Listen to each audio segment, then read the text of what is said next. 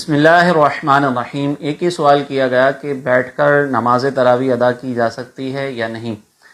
تو اس سلسلے میں بنیادی طور پر اصول یہ ہے کہ ہم جو فرض نمازیں ادا کر رہے ہیں، جو واجب نمازیں ادا کر رہے ہیں،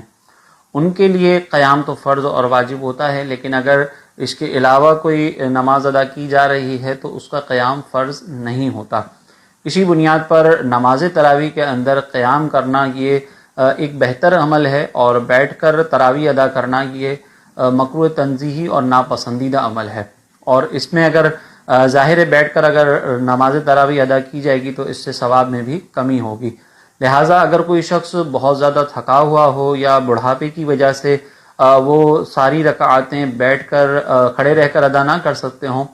تو پھر اس سلسلے میں ان کے لیے یہ رعایت ضرور موجود ہے کہ اگر بہت زیادہ تھکن ہے اور ایسا محسوس ہوتا ہے کہ کھڑے رہ کر اگر تراویح ادا کی تو ہم تراویح ادا کر ہی نہیں سکیں گے، جیسے گھر کی خواتین وغیرہ ہوتی ہیں، تو ان کے لیے پھر یہ رخصت ہوگی، یا جو دن بھر میں بہت زیادہ مرد حضرات کام کرتے ہیں تو ان کے لیے پھر یہ رخصت ہے کہ وہ بیٹھ کر اگر ادا کرنا چاہیں تو کر سکتے ہیں۔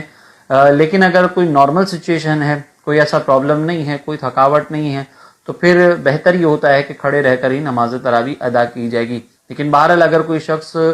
بغیر کسی عذر کے بھی بیٹھ کر نماز تراویح ادا کرے گا تو اس کی تراویح تو درست ہو جائے گی، لیکن بہرحال اس سے ثواب میں کمی ضرور واقع ہوگی۔